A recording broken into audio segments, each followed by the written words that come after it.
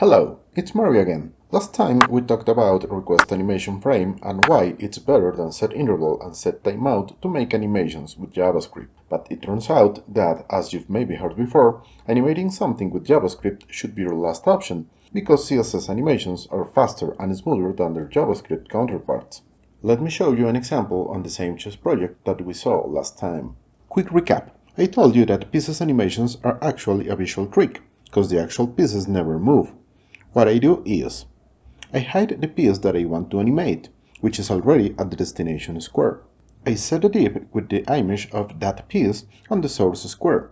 Then I move the fake piece to the destination square, and finally hide the fake piece and reveal the real one. Last time we saw how to create every frame of that animation, and this time I'll show you how I achieved the same result but letting CSS take care of the whole animation process. Here I'm working with React, but the same techniques can be used on any other JavaScript libraries or frameworks. First, let me show you the fake piece div. There is a ref to get access to it later. And you can see that it's absolutely positioned at the top left corner, and it won't move from there. Actually, what we're going to animate is its size. For the background image, the piece itself, you can see that it will be located on the opposite corner, bottom right.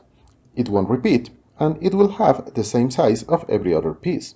And I've added a tint to it so we can see it easily. I've also made the animation slower. Let's see it working.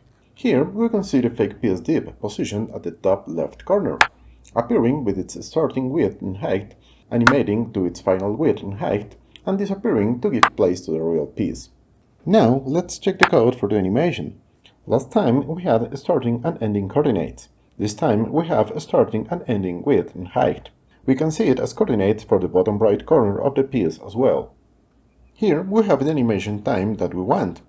Don't let this formula here distract you. It's only to make the animation last a little longer when the piece has to travel a longer distance. And here we set the background image. Remember, its size and position on the div are already set. Now we disable the transition, because we don't want the movement to the starter square to be animated. We set the initial size without animating it and make the piece visible. Now we need to set the size to its final values.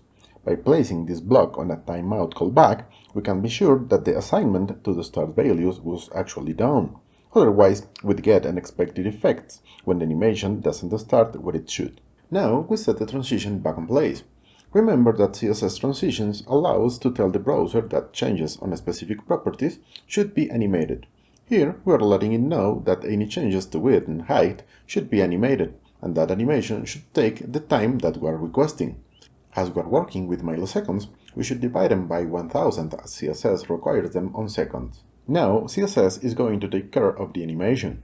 It's going to calculate and render every frame. We don't need to do that anymore. And finally, we set the timeout with the same time as the animation to hide the fake piece and fire a callback that was passed to this function as argument to show the real piece using React and play a sound. I've tested this on an old Android 4.0 tablet, and when animating with JavaScript you don't get to see any animations at all.